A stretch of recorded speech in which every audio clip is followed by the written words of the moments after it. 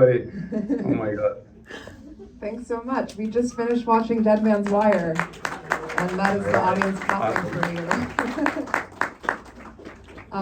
So it's been really wonderful. As you know, the Roxy's been running your entire retrospective, and so tonight we got to watch Dead Man's Wire, and I kind of just wanted to know how you got attached to this project and what drew you to it. I know you like working in the 70s and you're from Louisville and you were shooting there, so what was that experience like?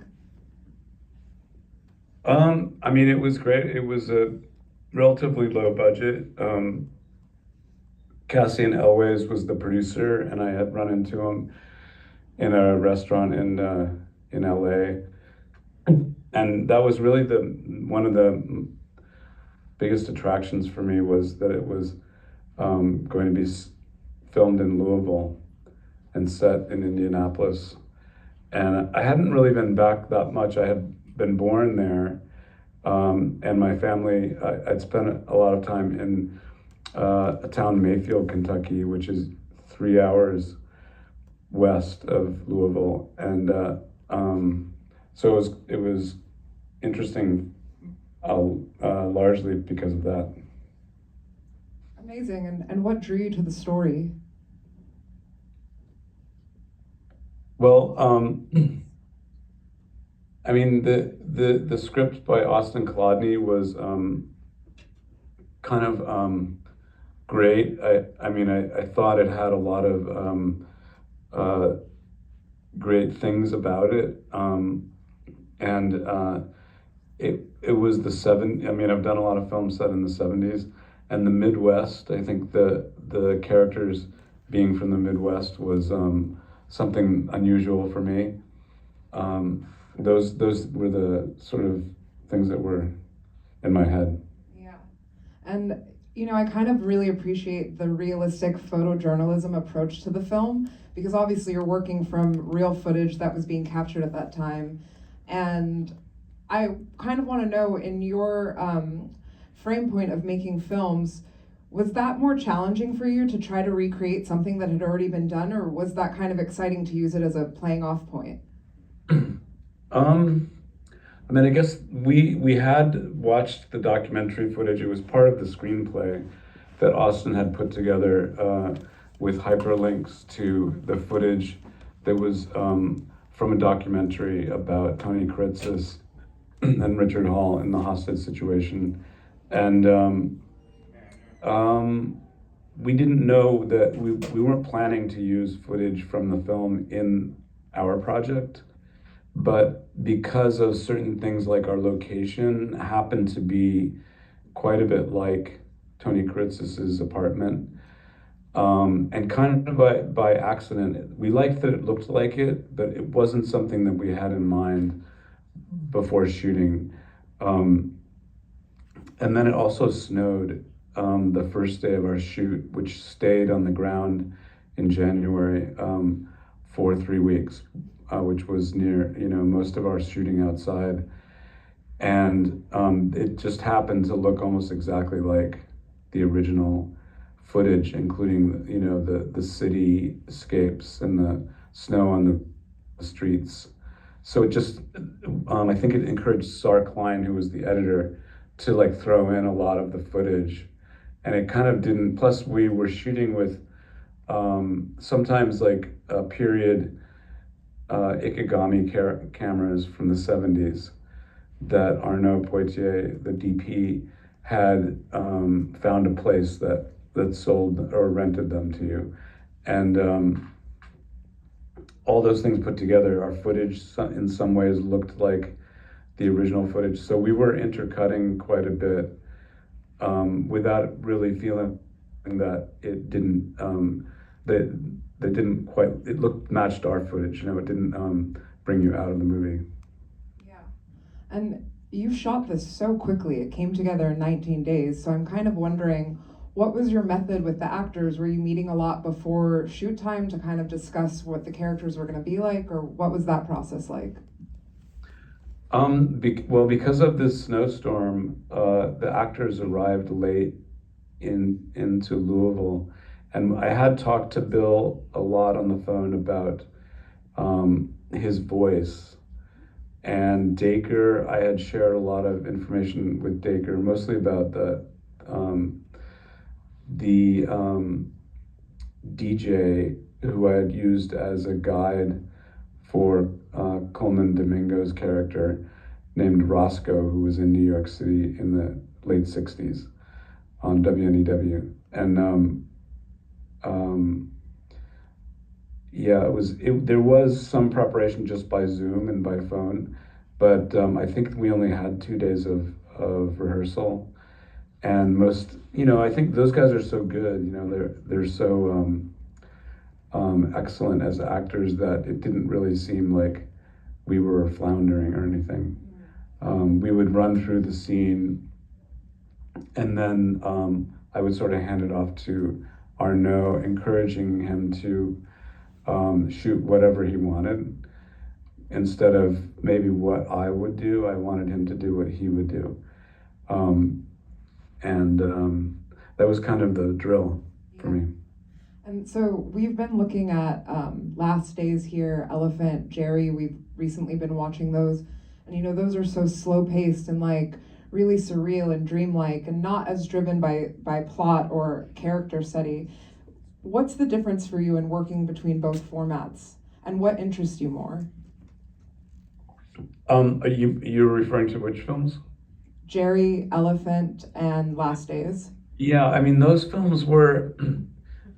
Jerry was kind of a strange project because we had the story about the two guys getting lost in the wilderness, which came from Matt Damon, about two Boston kids, and he had read this story, and we decided to make something very low budget in the desert, even when they were making another film together, Casey and Matt, Ocean's 11, and we thought we would just borrow the equipment from the Ocean's 11 organization and shoot on the weekends. That was how it started, and then we got more serious about it, knowing that wasn't going to work, and had a lot of meetings about the story and also the scenes in the story.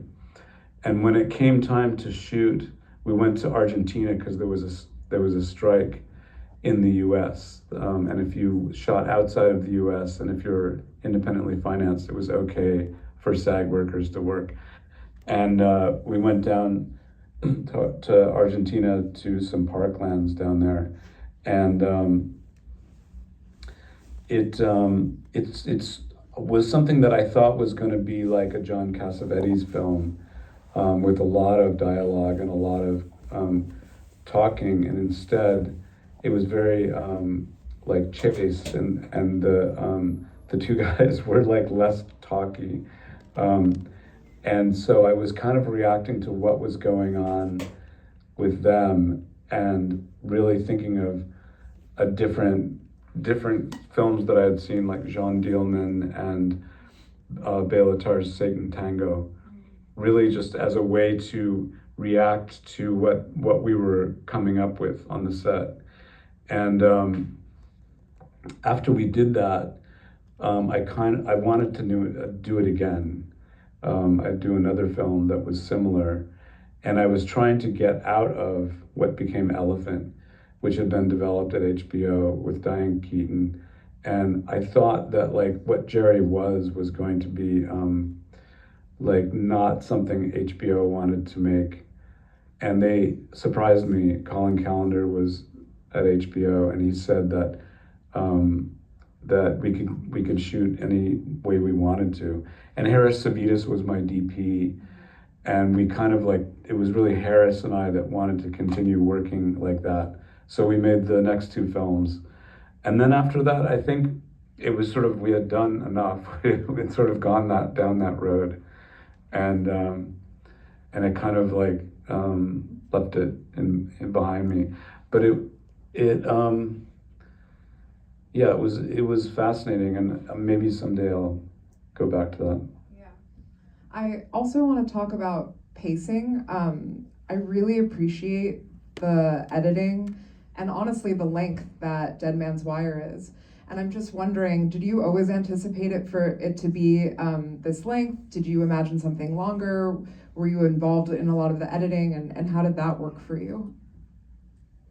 Yeah, well, it was originally the script was, I think, 118 pages, a really traditional length. And because of our shooting schedule being 20 days, I decided to shorten the script. So there was a bit taken out about his brother, Tony Kuritz's brother Jimmy, what had a whole sub story where he lived and his family situation and so forth played into his character. So we sort of like lightened up the script, and it was around 100 pages at that point, I think, or 98 pages. Really, so we could get through like the the screenplay without too much haste, and we didn't really know how long it was going to be. It wasn't something that we talked about. Sar Klein being an editor that Terry Malick had called and left a long message about how great Sar was, and they had worked together. And I couldn't really I didn't have an editor in mind, so I couldn't really ignore Terry Malick's sales pitch.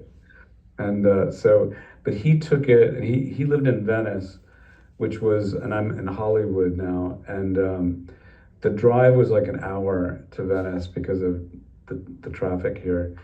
And so I kind of, he had edited a lot of it before we got back from Louisville, and it seemed to be going well. So I let him go and just finished the edit. And I visited occasionally, and I was mostly sort of seeing things, over the internet, cuts of it.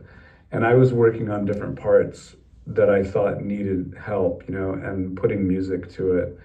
And it wasn't until we showed it to friends and family to really figure out, how it might be playing. We showed it to the producers first, and then we thought we should see what the audience thinks. And it was surprising. I had no idea that it would be funny. And that, I don't know if you guys laughed or not. There was a lot of laughter. Oh, because there was a lot of laughter at our very first screening, and I thought, wow, this is interesting. And if we had gone back in, I think what you're seeing is something that's a largely SAR's work, and I thought if we went back in and sort of tweaked each scene, there were so many choices because we were shooting with a number of cameras, and we were. It was really, a lot of different ways you could do each scene. And I thought if we went back in and started to manipulate it, it might lose some of the charm that it had. And there was another editor there that had rented us the editing room, named Hank Corwin, who was a well-known editor, and he suggested just leaving it the way it was. And so we kind of did that, except for a large part of the beginning, and we shifted Al Pacino's part. So he used to appear as soon as they got to the apartment. He called, and we pushed him to 2 days later, and we added an extra day in there too for the hostage situation. In the script it was 2 days, and in reality it was 3 days. We kind of changed it back to 3 days. Yeah, I mean, I definitely appreciate how relevant this story seems now. I think I read that the Luigi Mangione shooting happened while you were shooting this film or around the same time. And so it's just interesting because I feel like, people have drawn comparisons. And I just think it was kind of a very interesting time for this to come out. And I like that you kind of made it a little bit more light. It was obviously so serious and such a horrible thing, but also it was horrible for the people that felt like they were being taken advantage of, these companies and what people were doing to them. How did you feel when you heard about what was happening in our current time? Yeah, it was, I mean, there were a lot of things different while we were planning it. It was before the election. So then Trump wasn't in office yet, and Mangione happened at the same time, like a little bit later in November. So when Mangione, his story happened, it was very shocking, but also I thought, oh, it's sort of like it's speaking to our story in a way, and we just like we're living with it. I think when I had the first screening, I was thinking about that and thinking about the audience, and I think that even now, even more now, there was sort of a sense of like, the audience is going to really feel, uh, the weight of the film because of the events that have been happening, and it's the events this week are even more like intense. So the film, it's about some things that are happening today. I think that the biggest difference, which is also speaking to today, is um, the police were the way that police forces in the cities in the U.S. were put together were so different in the 70s. In Portland, where I was living, you needed to be from your city, to be on the police force. And there, somewhere between then and now, I think it was redesigned so that the police were not from the city that they were policing, and it became more militant, and it became much more heavy artillery. So I think that if this kind of thing happened today, just it would never be the same. I mean, they would have been they would open fire like right away. Yeah, it's kind of crazy that no one even comes near him, that he was able to get this Yeah, far in it. That yeah. I would not mean, happen now.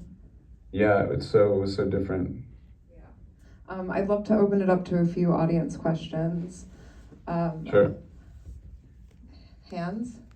Yeah.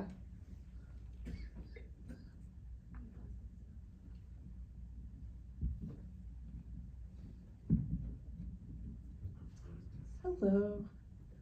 You mentioned that I you mentioned that you edited a lot of the parts with music, and I'm wondering how hands-on you were with the decision of the soundtrack. I specifically love the exchange between Fred and the intern about the artist and then hearing it over the credits. So I'm wondering how hands-on you were with the soundtrack in general. I mean, I think while Sar was doing his edit, that's what I was editing was the soundtrack, and kind of like getting a feel for it. And I had a music supervisor working with me, and she was getting um, prices, and so we were kind of like we'd put in some song that we just really liked, and would change it out if it was too expensive. So that was going on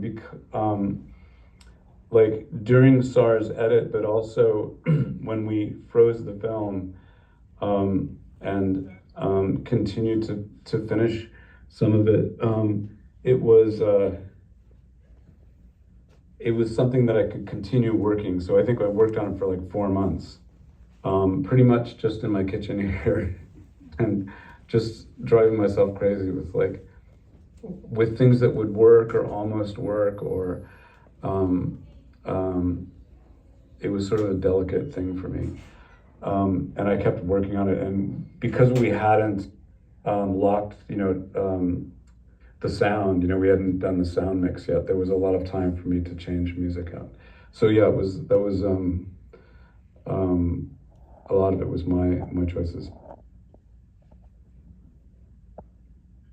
Anyone else? Yeah. Thank you. Hi, I just wanted to ask, or I was curious, because I didn't know anything about this story before I came and saw this film today. How comparable are the characters in this story to like the actual people? Because obviously, I mean, you show at the end, the guy doesn't look like, you know, Bill Skarsgård, obviously, so like, personality-wise, are how similar, or how much of it is just like fiction? Yeah, Tony was Indianapolis, Greek family, a large Greek family, and very short. So when I first offered the role to Bill, he first thing he said was, you know, like I'm like 6'4" and this guy is 5'4", and it meant, you know, like it meant something to him that like uh, part of Tony's anger is coming from maybe a Napoleonic, you know, energy, and Bill, you know, was thinking, how do I portray visually this character? And I just encouraged him to like, you know, not worry about it, that he had his own, you know, vibe, and it didn't have to be like exactly Tony Kurtz's. And maybe that was even better, I thought. But he was different. Dacre, on the other hand, was like really getting into looking just like Richard, and shaved his head and so forth. And um, he he was a different story.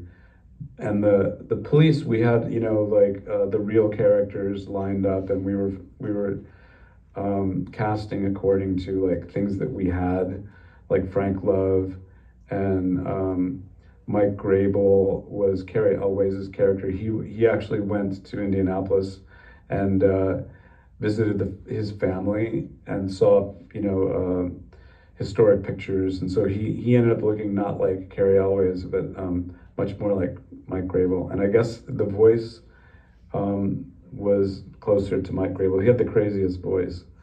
Um, and yeah, I think we did. SAR had put that cut of uh, Tony and Richard's final scenes in front of the cameras at the end of the film, and I thought that was good because of, you know, we figured people would look them up anyway and find out that they were quite different, and I thought it was interesting, the difference.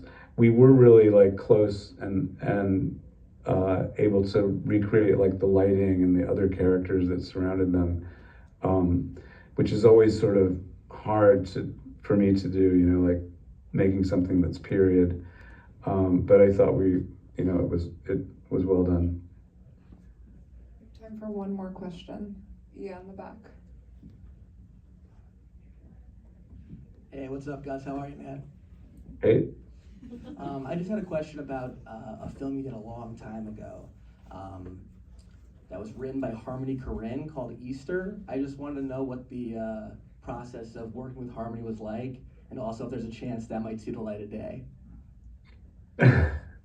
um, yeah. So Easter came from well, Kerry Woods was the producer. Kerry Woods had produced Kids, and he was my original agent that got me started with Drugstore Cowboy, and he had met Harmony, and at that time he was a producer. He had quit agenting, and they by chance met in Hollywood when after Kids, and they conspired to put Kids together, um, and or it was no, he went to Hollywood maybe after a different film, but they conspired to do Kids together, and um, I had met Harmony with Larry Clark. I mean, that film Kids was sort of a something that I got involved in very early, when Larry Clark was showing photographs at the San Francisco Museum of Modern Art, and I happened to go to the walkthrough with the artist that a friend brought me to, and Drugstore Cowboy had a lot of references that came from Tulsa, his photo book. And so I was telling him about this project where somebody was putting together a bunch of films for low budget films, and that maybe he could do one. And he was so into it that he grabbed Harmony, and they wrote the script like in 3 weeks. And all of a sudden, there was this script, And the original plan like didn't work out, but a year later, Carrie Woods had some people with money, and they shot it. So I didn't know Harmony that well. I had like hung out with him when he was with Larry, but then they wanted to do a film that consisted of 3 short films. One was Easter, one was what became Julian Donkey Boy. It was a shorter version, and then there was a 3rd short story, and Larry was going to shoot that one. I was going to shoot Easter. Harmony was going to shoot Julian Donkey Boy. And it sort of got stalled for whatever reason. And after Julian Donkey Boy was done, I was the first one to go shoot Easter, to be part of the group of films. And then his company went out of business. A lot of things went wrong. His company went out of business. Harmony burnt his house down. There was all these different like calamities, and the film just ended up in a storage, in like in a lab. And I eventually made a print of it, and I have shown it like once. But it's sort of remarkable how Harmony's writing and my filmmaking didn't seem to really make a good film. And so the only reason you haven't seen it, you guys would probably have seen it by now, is that it's not very good. You should let us show it here. It really isn't. There were some things about it, and probably it was my fault, but because I liked the script a lot. Well, thank you so much for joining us and for sharing your films with us. We love you here at the Roxy, and thank you. So, thank you.